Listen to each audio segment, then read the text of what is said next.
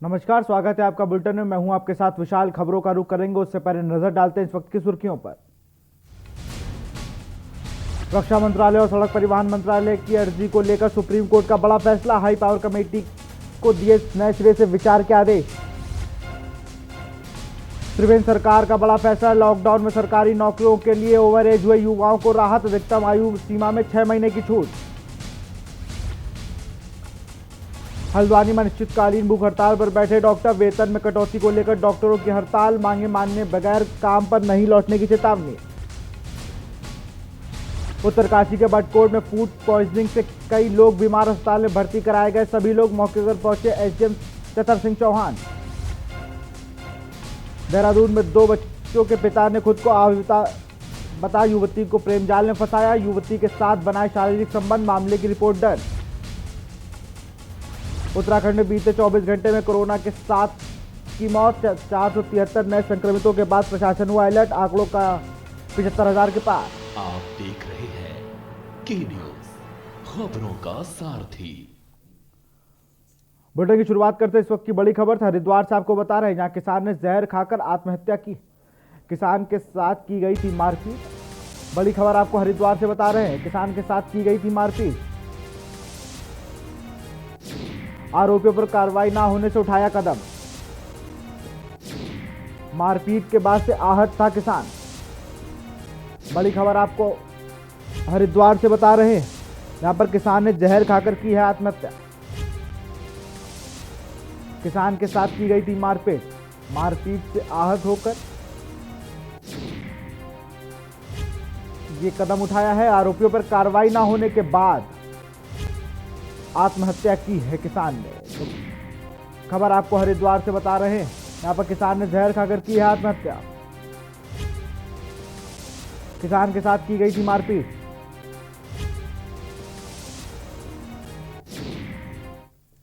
Kumaon range के IG आज 1 दिवसीय दौरे पर उधम सिंह नगर जिला मुख्यालय रुद्रपुर पहुंचे, जहां उन्होंने जिले के तमाम सीओ और कोतवाल की बैठक ली। इस दौरान उन्होंने जिले में तमाम थानों में लंबित मुकदमों के जल्द से जल्द निस्तारण करने के निर्देश जारी किया। उन्होंने नशे और ओवरलोड के खिलाफ अभियान चलाने के निर्देश दिए। पुलिस लाइन में अपराध समीक्षा करते हुए आईजी अजय रौतेला ने थानों में उपलब्ध शस्त्रों की जांच परख करने के निर्देश प्रतिसार निरीक्षक को दिए।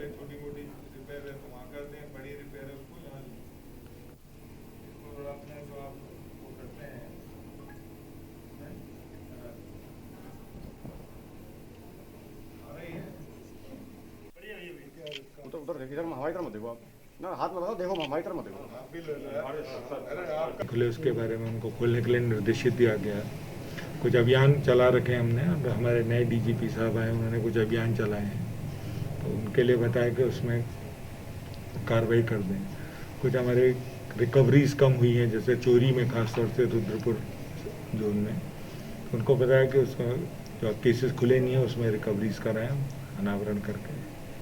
कुछ हमारे पुलिस वर्किंग जैसे होती है, कुछ जांचें होती हैं, डिपार्टमेंट इंक्वायरीज हैं, उसके संबंध में बताया कि वो ठीक कर दें और जल्दी से जल्दी निस्तारित कर दें। माल थानों में बहुत सारे हमारे माल पड़े हैं जिससे कि हमारी जगह नहीं होती है, तो इस संबंध में एक अभियान चलाया गया है 1 महीने का, जिसमें कि जो हमारे यहाँ थाने में जो माल है उनका निस्तारण हो, जिससे कि अगले साल जब हम जाएँ तो कम से कम पेंडेंसी लेके जाएँ। उधम सिंह नगर के पुल भट्टा थाना क्षेत्र में जेसीबी ने बाइक में टक्कर मार दी, जिसमें एक शख्स की मौके पर ही मौत हो गई, जबकि बाइक सवार महिला सहित 6 वर्षीय बच्चा गंभीर रूप से घायल हो गए। बता दें कि सूचना मिलते ही मौके पर पहुंची पुलिस ने राहगीरों की मदद से घायलों को निजी अस्पताल में भर्ती कराया है और मृतक का शव कब्जे में लेकर पोस्टमार्टम के लिए भेज दिया है।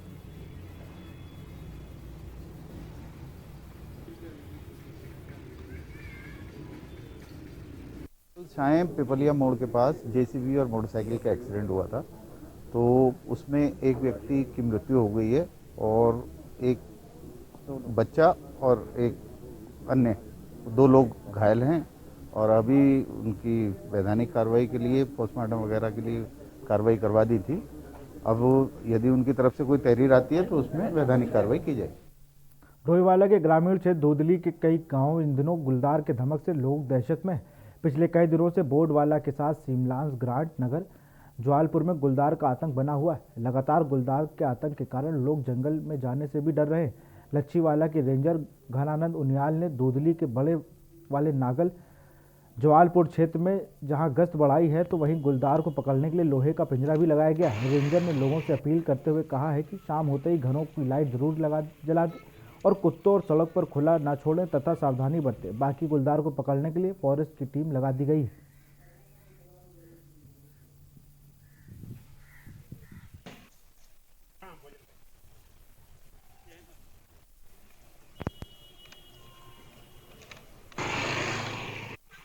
हाँ, देखिए कल मेरे पास भी शिकायत आई थी कि ये दुधली क्षेत्र बड़ो वाला में जो है गुलदार का आतंक आजकल चल रहा है, गुलदार की चहलकदमी है। तो हमने वहाँ पे स्टाफ की तैनाती कर दी है और वहाँ पर पूरी गश्त की जा रही है। लोग हमारा जो स्टाफ है वो सशस्त्र गश्त कर रहा है और वहाँ पे लाइट व्यवस्था, पटाखे वगैरह उसको छोड़ने के लिए। भाजपा के राष्ट्रीय अध्यक्ष का उत्तराखंड दौरा न केवल भाजपाइयों के लिए खास है बल्कि सरकार भी जेपी नड्डा के उत्तराखंड दौरे को लेकर तैयारियों में जुट गई, जिसको लेकर राष्ट्रीय अध्यक्ष दौरे के दौरान सरकार के भी कामों का हिसाब किताब लेने वाले। आपको बता दें कि इन दिनों जेपी नड्डा के कार्यक्रमों को लेकर संगठन अपनी तैयारियों को अंतिम रूप दे रहा है। जानकारी के अनुसार जेपी नड्डा उत्तराखंड में मंत्रियों की एक बैठक लेने वाले हैं जिसमें विधायक भी शामिल रहेंगे। बैठक में उत्तराखंड की त्रिवेंद्र सरकार के कामों का भी हिसाब और राष्ट्रीय अध्यक्ष लेते हुए दिखाई देंगे।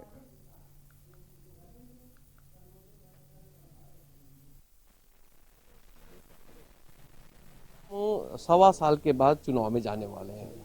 हालांकि भारतीय जनता पार्टी के कार्यकर्ता सजग रहता है, समय समय पर उनको मार्गदर्शन हमारे वरिष्ठतम नेतृत्व करते रहता है ताकि हर पल हर क्षण वो तैयार रहें। कभी भी कोई चुनाव हो, छोटा हो बड़ा हो, उसकी तैयारी के साथ आप लोग रहें।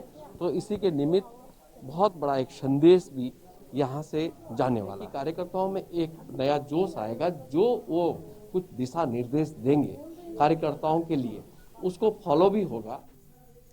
उत्तराखंड के नए डीजीपी अशोक कुमार पद संभालने के बाद से लगातार पुलिस को बेहतर बनाने के प्रयास में लगे हुए हैं। उत्तराखंड पुलिस विभाग के इतिहास में ऐसा पहली बार हुआ है जब पुलिसकर्मियों की समस्याओं को त्वरित निस्तारण के लिए डीजीपी ने दरबार लगाया है। वहीं डीजीपी अशोक कुमार के नेतृत्व में ही पुलिस लाइन देहरादून में सम्मेलन आयोजन किया गया। इस सम्मेलन में 200 से अधिक पुलिसकर्मी मौजूद रहे। वहीं डीजीपी ने कहा कि यह हमारा कर्तव्य है कि पीड़ित समस्याओं को सुनकर उनकी मदद की जाए, साथ ही दोषियों के खिलाफ दंडात्मक कार्रवाई की जाएगी।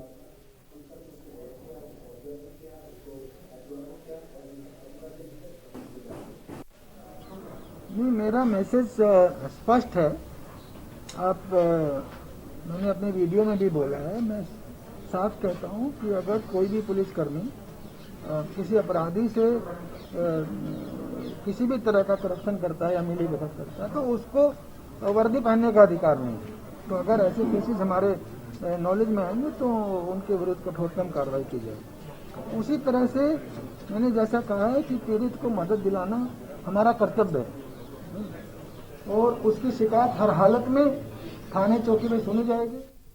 देहरादून महापौर सुनील उनियाल गामा के कार्यकाल 2 वर्ष पूर्ण होने पर प्रेस वार्ता का आयोजन किया गया। इस दौरान मीडिया से रूबरू होते हुए मेयर ने अपने कार्यों को प्रकाश में डालते हुए कहा कि 2 साल का सफल कार्यकाल पूरा होने पर मुझे खुशी है।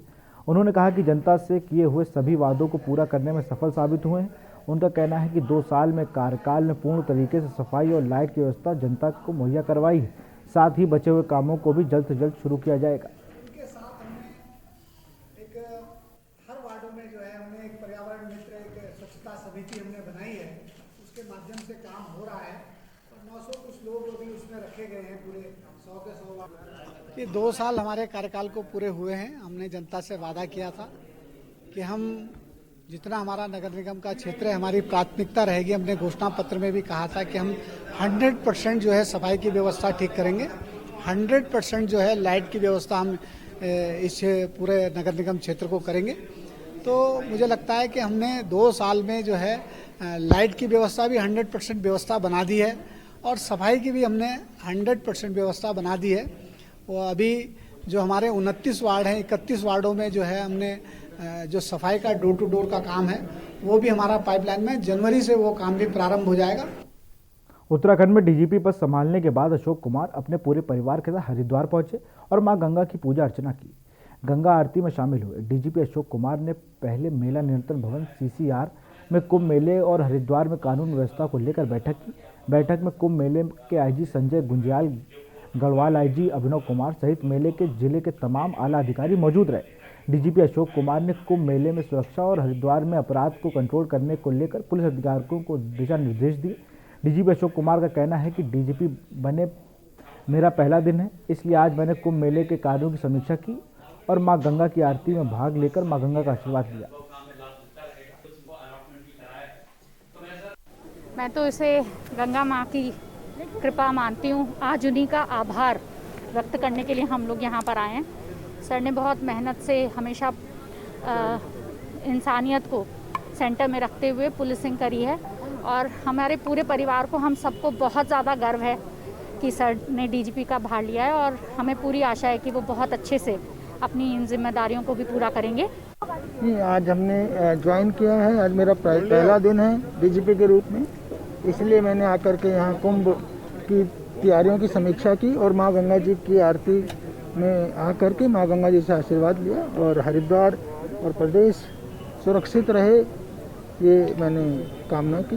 तैयारियां आज हमने पूरी समीक्षा की और कोरोना क्या करवट बदलता है, रेस्ट्रिक्शन सरकार के कितने रहते हैं। कुंभ मेले की तैयारी को लेकर गुरुवार को सूबे के मुख्यमंत्री त्रिवेंद्र सिंह रावत निरीक्षण करने के लिए मैंगलोर के नारसन बॉर्डर पर पहुंचकर कुंभ मेले की तैयारियों का मुख्यमंत्री निरीक्षण करेंगे। मुख्यमंत्री के निरीक्षण को लेकर जिला अधिकारी हरिद्वार आज नारसन बॉर्डर पर पहुंचे और मुख्यमंत्री के आगमन की तैयारी को लेकर नारसन बॉर्डर का निरीक्षण कर अधिकारियों को दिशा निर्देश दिए। उत्तराखंड में प्रवेश करने वाले सभी यात्रियों की थर्मल स्कैनिंग का कोरोना की जांच को लेकर भी विचार किया जाएगा।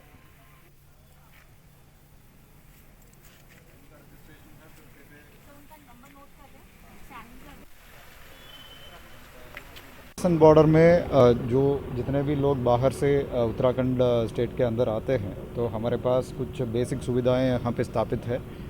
रजिस्ट्रेशन काउंटर्स है, जिन लोगों के पास रजिस्ट्रेशन नहीं है उन लोगों का रजिस्ट्रेशन भी यहाँ कराया जाता है और सारे लोगों का जो है थर्मल स्क्रीनिंग किया जाता है। तो थर्मल स्क्रीनिंग में अगर कोई सिम्टोमेटिक पाए जाते हैं तो उनका टेस्टिंग भी जो है यहाँ मौके पर ही किया जाता है। तो इस प्रकार का एक सुविधाएं जो है यहाँ पे पूरा बना हुआ है। कुंभ आगामी कुंभ मेला को लेकर के भी जो है कल माननीय मुख्यमंत्री जी भी इसका निरीक्षण करने जा रहे हैं, तो आज उसका तैयारियों देखने के लिए आया है। उत्तरकाशी के बड़कोट में बुधवार को फूड पॉइजनिंग से कई लोग बीमार पड़ गए, जिन्हें बड़कोट अस्पताल में भर्ती किया गया। जानकारी के मुताबिक बड़कोट तहसील के क्वाल गांव में फूड पॉइजनिंग के करीब 10 लोगों को अस्पताल में भर्ती कराया गया है। कुछ अन्य लोग भी बीमार हैं, जिन्हें अस्पताल में लाया जा रहा है। डॉक्टर अंगद राणा सहित अस्पताल के स्टाफ इलाज में जुट गया है। उप जिलाधिकारी चतर सिंह चौहान व अन्य संबंधित अधिकारी गांव में मौजूद रहे।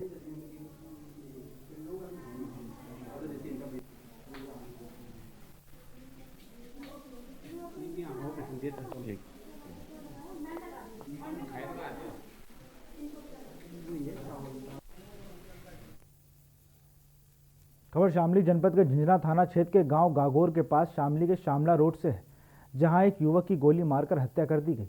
आरोपियों ने मृतक की कनपट्टी पर गोली से मारकर हत्या कर दी। मृतक की युवक झिंझना कस्बे का रहने वाला है, जिसकी पहचान राजकुमार शर्मा पुत्र किशनपाल शर्मा के रूप में हुई। मृतक अपनी पहचान वाले गौरव की गाड़ी पर चालक का कार्य करता था और निजी टैक्सी के रूप में गाड़ी चलाता था। घटना की सूचना मिलते ही पुलिस मौके पर पहुंचकर शव को कब्जे में लेकर डॉग स्क्वाड की मदद से आगे की कार्रवाई शुरू कर दी। वहीं इस मामले में पुलिस अधिकारियों का कहना है कि झिंझना थाना क्षेत्र के अंतर्गत एक युवक की हत्या हुई है, जिसकी पहचान टैक्सी चालक के रूप में हुई है। पुलिस ने शव को कब्जे में लेकर पोस्टमार्टम के लिए भेज दिया है। डॉग स्क्वाड की मदद से आगे की कार्रवाई की जा रही। 2 आरोपियों की तलाश भी शुरू कर दी गई।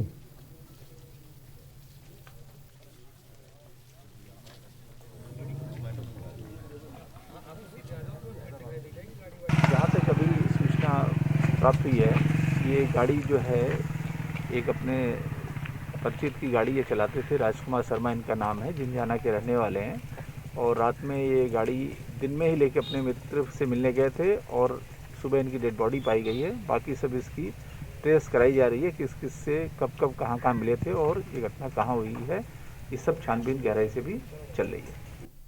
डोईवाला शुगर मिल का पेराई सत्र विधिवत शुरू हो गया है। अब गन्ना किसान अपने गन्ने की सप्लाई को पूरी तरह से शुरू कर दिया है, तो वहीं खेतों में भी किसानों ने गन्ने कटाई शुरू कर दी है। बता दें कि पिछले कई दिनों से गन्ने की कटाई के लिए किसान परेशान थे, लेकिन अब शुगर मिल के विधिवत चालू होने से गन्ने की सप्लाई किसान ने भी शुरू कर दी है। डोईवाला शुगर मिल में अगले 6 महीने तक पूरी तरह से तैयार और दुरुस्त है। डोईवाला चीनी मिल के चीफ इंजीनियर राकेश कुमार शर्मा ने बताया कि अब शुगर मिल में किसी तरह की कोई भी कमी नहीं होगी और इस बार किसानों ने भी अच्छी प्रजाति का गन्ना बोया है, जिसका लाभ मिल के साथ में किसानों को मिलेगा।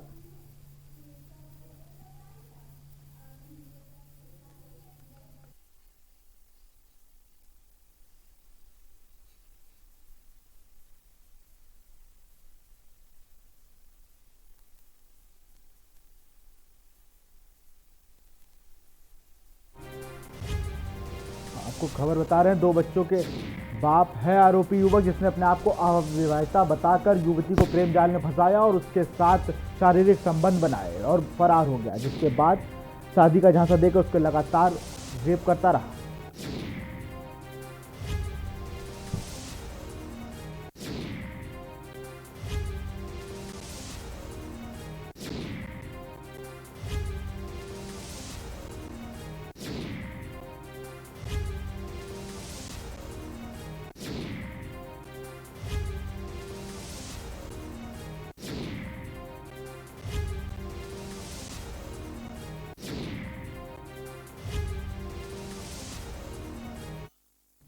यहाँ रुकते हैं छोटे से ब्रेक के लिए, जल्द हाजिर होंगे।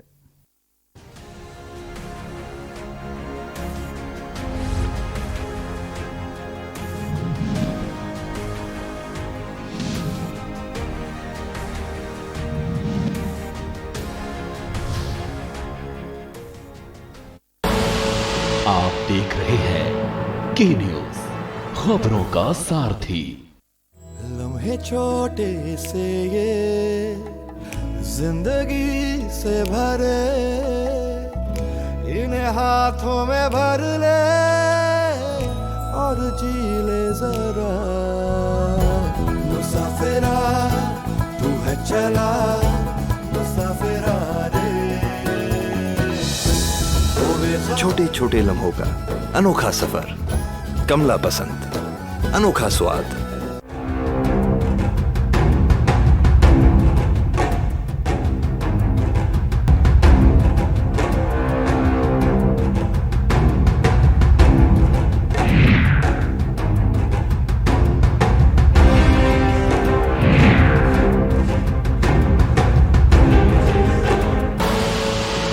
देख रहे हैं के न्यूज, खबरों का सारथी।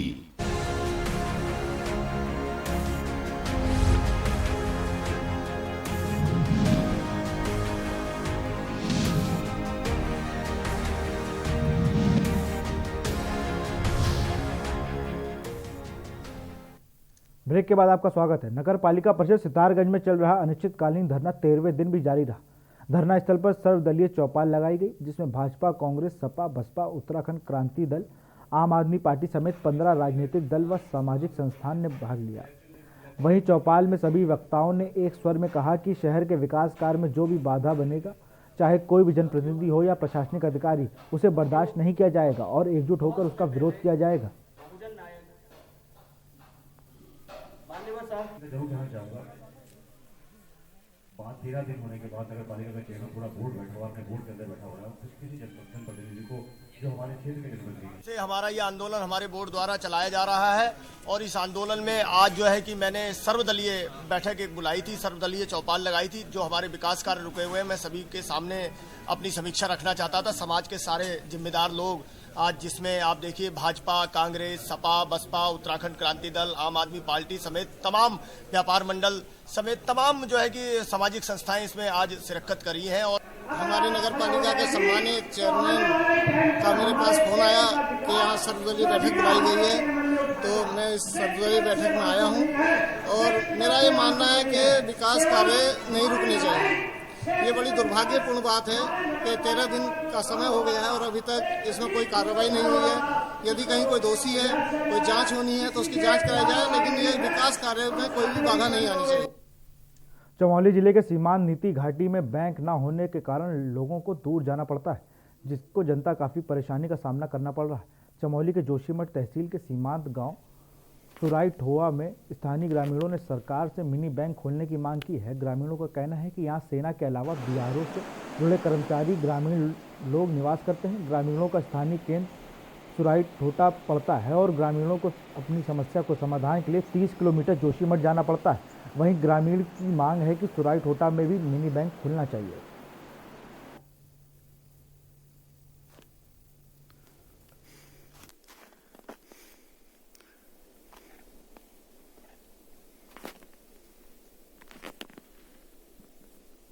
बात है जैसे कि उन्हें खाली हाथ लौटना पड़ता है, तो मैं सरकार से यही गुजारिश करना चाहूँगा कि हमारे सीमांत क्षेत्र में भी और जो सुराई ठोटा है, सूकी भलगांवपुरा, तमाम जो जेलम, तमाम जो क्षेत्र है, यहाँ पे एक मिनी बैंक होना अति आवश्यक है, जिससे कि मनरेगा के जो काम हो या ग्रामीणों को कुछ भी काम वो यहाँ पे आसानी से हो सके। और ये गाँव के नज़दीक भी है और हम चाहते हैं कि यहाँ पे जल्द से जल्द एक मिनी बैंक की व्यवस्था की जाए और जिससे कि ग्रामीणों को इसका लाभ मिल सके, हमारे आईटीबीपी के जवानों को लाभ मिल सके। आर्मी लालकुआ, बिंदु खता, बोट खता, खामरी खता के लोग आजकल खुद ना सोकर हाथियों को अपने और अपने परिवार से बचाने का काम कर रहे हैं। कई दिनों से क्षेत्र में हाथियों का एक झुंड लगातार खेतों को रौंदते हुए घरों में धावा बोल रहा है। वहीं क्षेत्र में पहुंचे विधायक नवीन डुमका ने लोगों की समस्या सुनी और इस समस्या से जल्द ही विभाग से बात कर समाधान करने की बात रखी और लोगों ने अपना दर्द भी विधायक को बताया। डोली रेंज में अनिल जोशी रेंजर ने कहा कि हम जल्द ही चारों तरफ एक विशाल खाई खोद देंगे जिससे हाथी लोगों के घर में नुकसान नहीं पहुंचा सकेंगे।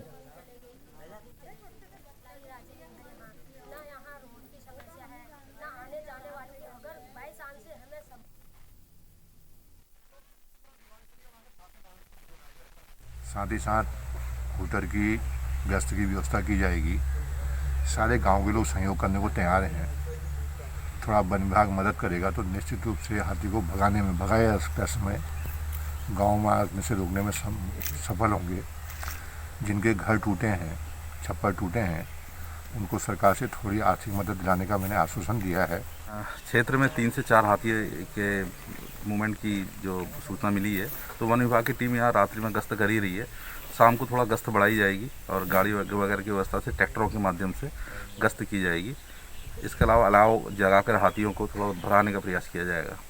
हाथी का मूवमेंट कैसे रोका जा सकता है? अब इसके कई उपाय हैं, दीर्घकालिक उपाय में हम लोग कुछ खाई खोदेंगे यहाँ पर। उत्तराखंड में कोरोना संक्रमितों का आंकड़ा 75,000 पार पहुंच गया है। बीते 24 घंटे के भीतर 7 संक्रमितों की मौत हुई। वहीं 473 संक्रमित मरीज मिले हैं। इसी दौरान 538 मरीजों को डिस्चार्ज भी किया गया। एक सप्ताह के बाद ऐसा हुआ कि एक ही दिन में मिले संक्रमितों से ज़्यादा ठीक होने वालों मरीजों की संख्या है। स्वास्थ्य विभाग के आंकड़ों के अनुसार मंगलवार को 11,701 सैंपलों की जांच रिपोर्ट निगेटिव आई।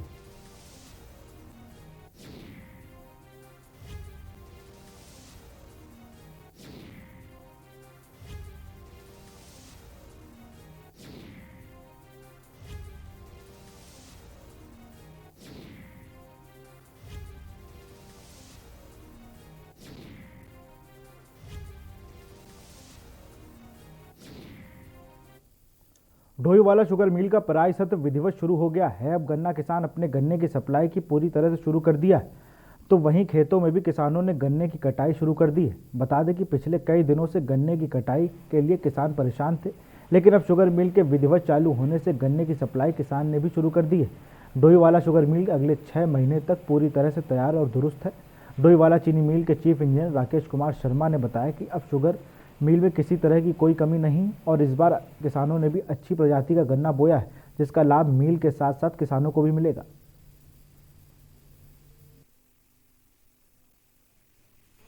मिल एकदम बढ़िया चलेगी। मिल चलने में कोई दिक्कत नहीं आएगी। जहाँ तक मिल के शुरू करने का सवाल है, तो मिल जब प्रारंभ होती है, पेराई सत्र प्रारंभ होता है, तो 24, 36, 48 घंटे तक कुछ तालमेल मिल में सिंक्रोनाइज सिस्टम को किया जाता है।